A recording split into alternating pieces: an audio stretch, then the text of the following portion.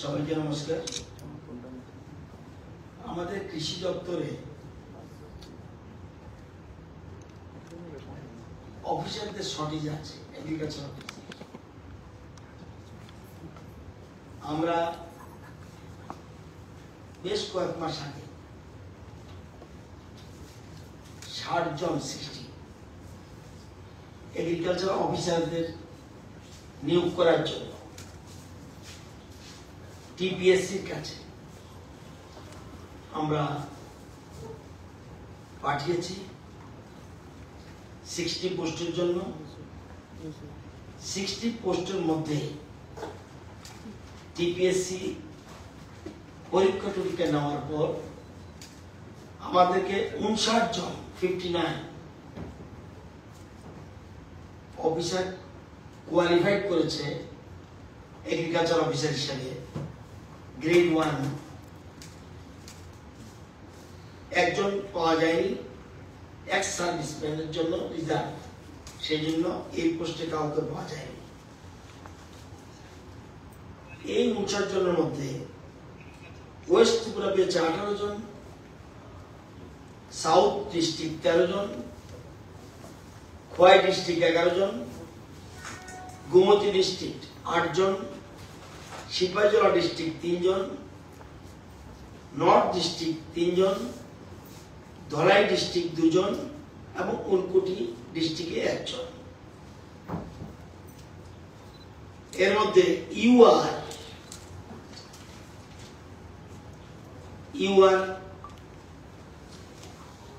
40 জন পেয়েছে, এসসি 8 জন, এসটি 12 জন। এর মধ্যে 33% রিজার্ভেশন। এই 59 এর মধ্যে 21 জন পেয়েছে 33% রিজার্ভেশন। গভর্নমেন্ট আমাদের রাজ্যে যে 33% রিজার্ভেশন আমরা করেছি, এর জন্য 21 মহিলা এই জন্য নিযুক্ত হয়েছে, মানে পরীক্ষায় তারা কৃতকার্য হয়েছে। যেমন 40 জন মধ্যে একজন এক্স সার্ভিসম্যান পায়নি, এটা খালি রয়েছে।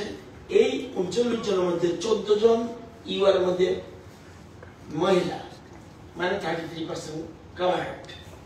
এসসি 8 জন পেয়েছে, এসসি 8 জনের মধ্যে 3 জন মহিলা, রিজার্ভেশন কভার্ড। এসটি 12 জন, এসটি 12 জনের মধ্যে 4 জন মহিলা। এগুলি আমরা কি করেছে, the TPSC has stated that 1 UR ex-serviceman vacancy would not be recommended due to non-availability of suitable and eligible candidate. Totally 20 জন মহিলা, 21 জন পার্সেন্ট মিলেছে কিনা দেখবেন। তো কারণ একজন পাওয়া যায়নি, আমাদের তাদের অতি সত্বর আমরা অফার ডিস্ট্রিবিউশন করব এবং অফার তৈরি কাজ চলছে। মাননীয় মুখ্যমন্ত্রী থেকে গ্রিন সিগন্যাল পেলেই আমরা চেষ্টা করব বিপুল পঞ্চায়েত নির্বাচন তাদেরকে অফার ইস্যু করে দেওয়ার।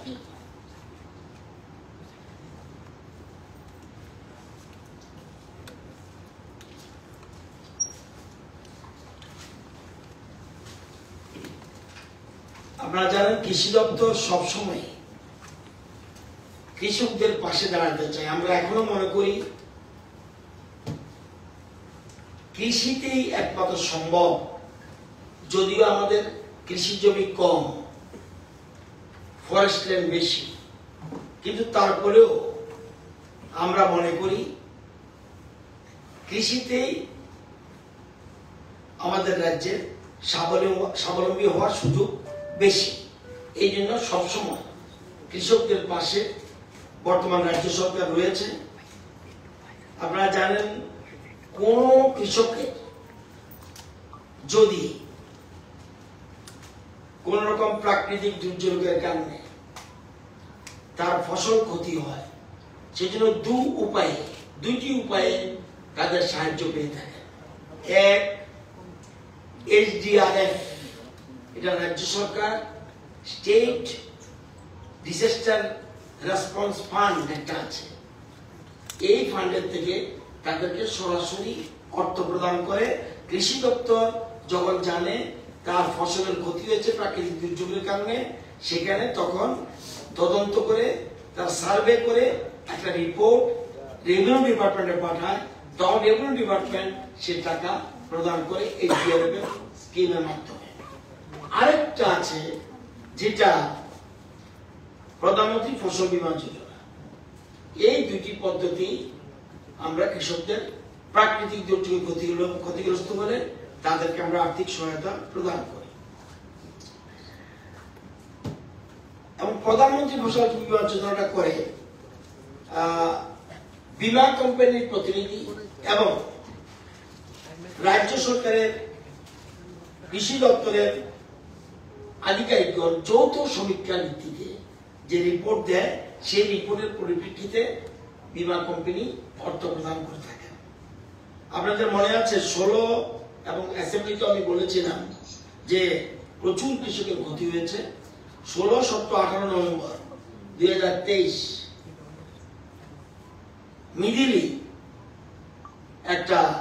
মিদিলির প্রভাবে কৃষকদের ফসলের ক্ষতি হয় এবং 23,171 হেক্টর জমি 58,000 কৃষকের 58,210 জন কৃষকের ফসলের ক্ষতি হয়। আমরা ফসলের ক্ষতির পরিমাণ যেটা আমাদের 48,750 মেট্রিক টন বাজার মূল্য ধরেছি আমরা, তো এটা ধরে আমরা একটা রেভিনিউ ডিপার্টমেন্টে পাঠিয়েছি সার্ভে করে সমীক্ষা করে, এবং SDRF এর নীতি নির্দেশিকা অনুযায়ী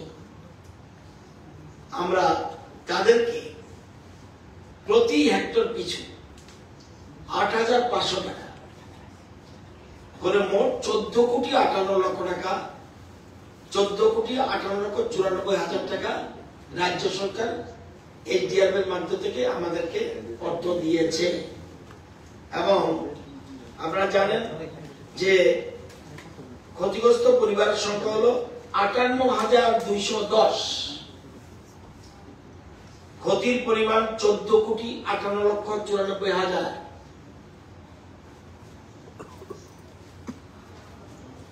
এই টাকা মঞ্জুরি হয়েছে। সবচেয়ে বেশি ক্ষতি হয়েছে দক্ষিণ ত্রিপুরায়, তাদের 14,801 জন এই টাকা পাবে। গোমতী সেকেন্ড পজিশন 9,616 জন পাবে, এবং তৃতীয় পশ্চিম ত্রিপুরা 6,736 জন পাবে। এরকম ভাবে উনকোটি এবং সারা প্রত্যেক ডিস্ট্রিক্টে ক্ষতিগ্রস্ত পরিবার কৃষক 58,210 জন এই টাকা পাবে, এবং সর্বনিম্ন টাকা 1,000 থেকে সবচেয়ে বেশি সর্বোচ্চ 18,799 টাকা পর্যন্ত কৃষক পাবেন। এবং আপনারা জানেন, এটাও বলে রাখি সুবিধার জন্য, যে যদি দেখা যায় একদিনের বৃষ্টি 64 millimetre, Indian meteorological department IMD যেটাকে বলে, 24 ঘন্টায় যদি 64 মিলিমিটার বৃষ্টি হয়, তাইলে SDRF গাইডলাইন অনুসারে সে টাকা দেওয়া হয়। এছাড়াও আমাদের এটা হলো এগ্রিকালচার ডিপার্টমেন্ট। এবার হর্টিকালচার ডিপার্টমেন্ট হলো ওই সময়, যেটা আমি বলছি 16 নভেম্বর 17 নভেম্বর, টমেটো, এতক্ষণ বলেছি ধানের কথা বলেছি এতক্ষণ পর্যন্ত, টমেটো, বাঁধাকপি, ফুলকপি, মরিচ, আলু, শসা, ফুল, পান এগুলি নষ্ট হয়েছিল। হর্টিকালচার ডিপার্টমেন্টও এই টাকা চেয়েছে কৃষকদের স্বার্থে, SDRF এর টাকা চেয়েছে রেভিনিউ ডিপার্টমেন্টের। সেখানেও 20,078 জন, 58,000 ছাড়া 20,078 জন কৃষক 7,38,24,000 টাকা পাবে। সে 7,38,24,000 এ টাকা পাবে। এটা দুটোই মঞ্জুরি হয়েছে। আমরা চেষ্টা করব যে যেহেতু দক্ষিণ ত্রিপুরা বেশি হয়েছে, আমরা 4 তারিখ একটা অনুষ্ঠানের মাধ্যমে একটা করে, সেটা জুলাই বাড়িতে করার আমাদের প্ল্যান, কারণ সবচেয়ে বেশি ক্ষতি হয়েছে সেখানে করে সেই দিনই ডিবিটির মাধ্যমে সবার অ্যাকাউন্টে এই 58,000 মানুষ, 58,000 কৃষক, 58,210 প্লাস 20,078 জন কৃষক এই টাকা পাবে। এছাড়াও আবার কিছুদিন এর মধ্যে আবার 28 মে, গত মাসে 28 মে একটা বৃষ্টি হয়েছে, সেটার জন্য আমরা এসডিএফ এর কাছে রেভিনিউ ডিপার্টমেন্টের টাকা চেয়েছি, কি ক্ষতি হয়েছে সেটা পেলে সেটাও পেয়ে যাবে। এবার প্রশ্ন হলো, এছাড়া এটা হলো আমরা সরকার থেকে দিচ্ছি। বীমা কোম্পানির টাকা তাদেরকেও কালকে ডেকে এনেছিলাম। বীমা কোম্পানির টাকা তারা আগামী 15 দিনের মধ্যে বীমা কোম্পানি অনুযায়ী তাদের ক্ষতিগ্রস্ত হলো, তাদের সংখ্যা যে প্রধানমন্ত্রী ফসল বীমা যোজনা যেটা, এটা তাদের সংখ্যা 874 প্লাস 2,139, সেটা 10-15 দিনের মধ্যেই তারা টাকা পৌঁছাবে। ক্ষতিগ্রস্ত কৃষকের সংখ্যা যেটা নভেম্বর মাসের, সেটা 874। তাদের একটা গাইডলাইন আছে কোন ক্ষেত্রে হলে টাকা দেওয়া, আমরা যেমন সবার জন্য আমরা দেওয়ার চেষ্টা করি, তাদের একটা গাইডলাইন আছে। আর এরপরে 6 থেকে 8 তারিখ ডিসেম্বর মাসে 23-এ, সেটার জন্য 2,139 জন। সে যেটা আগে বলছিলাম, আর ফসল বীমার জন্য টাকার সংখ্যা হলো 44,60,000। আর যেটা ডিসেম্বর মাসের 6 থেকে 8 তারিখ, সেটার জন্য 39,30,000 টাকা পাবে। তো আমরা কৃষকদের জন্য আবার এই যে জিনিসটা বলেছি, সেগুলির জন্য আমরা কৃষকদের পাশে দাঁড়ানো আমাদের মূল উদ্দেশ্য। কৃষকদের আয় দ্বিগুণ করা, এটা আমাদের মেইন টার্গেট, এবং তারা যাতে কোনো মতেই ক্ষতিগ্রস্ত না হয় সেজন্য সরকার। আমরা অনেকে মনে করবেন, অনেক সময় তো আপনারাই প্রশ্ন করেন যে কৃষকরা ক্ষতি হয়েছে টাকা পাননি, এই জন্য আপনাদের ইনফরমেশন দিয়ে রাখলাম যে 4 তারিখ ডিবিটির মাধ্যমে প্রত্যেকের অ্যাকাউন্টে টাকা ঢুকে যাবে। আপনারা জানেন যে এর মধ্যে বায়ার সেলার্স মিট করেছিলাম আমি ইন্দোরে গিয়ে, সেখানে বহু অতিথিরা ছিল এবং বিভিন্ন সংস্থা এসেছিল। আমাদের রাজ্যে তৈরি করা আমাদের যে জিনিস, কাঁঠাল, একটা স্টার হোটেলের 5 স্টার হোটেলের কুক এসে রান্না করেছে কাঁঠালের বিরিয়ানি, আমি কোনোদিন খাইনি, ওদিন দেখেছি কিভাবে করে। প্রচুর মানুষ ভিড় করেছে। আমাদের পাইনাপেল, আমাদের সেন্টেড লেবু, আমাদের কালিকাসা চাউল, আমাদের কাঁঠালের বিরিয়ানি এবং মিলেট, এটা ওদের তৈরিটি আলাদা। সেখানে প্রচুর সমাগম হয়েছে এবং ভালো ভালো সংস্থা এখানে এসেছে এবং প্রচুর আনারসের অর্ডার পেয়েছে। আপনারা জানলে আরো খুশি হবেন, আজকে আবার 30 টন আনারস আজকে নালকাটা থেকে যাচ্ছে এবং প্রতি সপ্তাহে 30 টন করে মাল যাবে। এই কাজটা করেছে নেরাবের সাথে কথা বলে, এটা করেছে একটা শিল বায়োটেক একটা সংস্থা। এটা হলো সার্ভিস প্রোভাইডার। আমাদের 3-4 সংস্থা আছে সার্ভিস প্রোভাইডার, এরা আমাদের পয়সা দিতে হয় না, সেন্ট্রাল গভর্নমেন্ট পয়সা দেয়।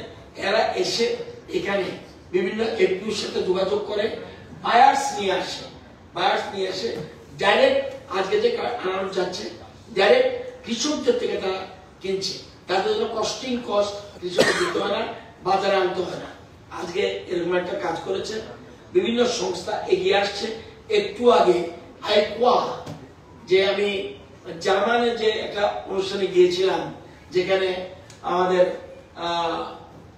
একটা ফেয়ার হয়েছিল, প্রায় প্রচুর দেশের লোক সেখানে অ্যাসেম্বলি, অর্গানিক আইটেম। তো সেখানে তারাও আজকে দেখা করে গেছে, তারাও সেপ্টেম্বরে একটা বায়ার সেলার্স মিট এখানে করতে চায়, ফেয়ার করতে চায়। আমরা সে ব্যাপারে কনসেন্ট দিয়েছি। তো আজকে যে আনারসগুলি গেছে, এটা আবার গেছে কুইন পাইনাপেল না,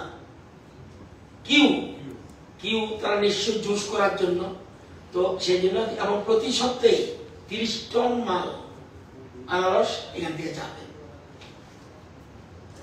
মূল উদ্দেশ্য, এবং আগামীকাল আমাদের কিল্লা একটা ট্রেনিং, এগ্রিকালচার ট্রেনিং সেন্টার আমরা ওপেন করতে যাচ্ছি, সর্বত্র কৃষকদের পাশে দাঁড়ানোর জন্য এবং যতটুকু সম্ভব সরকারের সামর্থ্যের মধ্যে রেখে তাদের পাশে দাঁড়ানোর জন্য আমাদের সরকার কাজ করে যাচ্ছে। এবং সকল রকম সহযোগিতা আমরা সেখানে কালকে আমাদের কিল্লাতে এই সেন্টারটা ওপেনিং হতে যাচ্ছে। সব জায়গায় আমরা এরকম করছি, সেগুলির জন্য আপনাদেরকে অবগতির জন্য এটা জানিয়ে রাখলাম। ধন্যবাদ। এটা যাচ্ছে বেঙ্গালোর, আজকে যেটা যাচ্ছে বেঙ্গালোর, আবার তারা কোথায় নেবে আমি জানি না এখানে। এবং এফপিওরা প্রচুর কাজ করছে। আমরা কিছুদিনের মধ্যে দেখবেন এফপিওদের এক একটা এফপিওর আন্ডারে 500 ফার্মার্স আছে। আপনারা আমার সাথে বিশ্রামগঞ্জ যাবেন, আপনারা আমার সাথে বিভিন্ন জায়গায় যাবেন, ফার্মার্স এফপিওরা কিভাবে সংস্থা করছে, শোরুম কি করছে, অর্গানিক আইটেম তৈরি করছে, আমরা গেলে যাবেন। আগরতলা বসে এটা অনুমান করতে পারবেন না। বিশ্রামগঞ্জ যান, আজকে সংস্থা গেছে, আরো বিভিন্ন জায়গায় এখানে করছে। আমরা তাদের পাশে থাকার জন্য আপনার চেষ্টা করছি।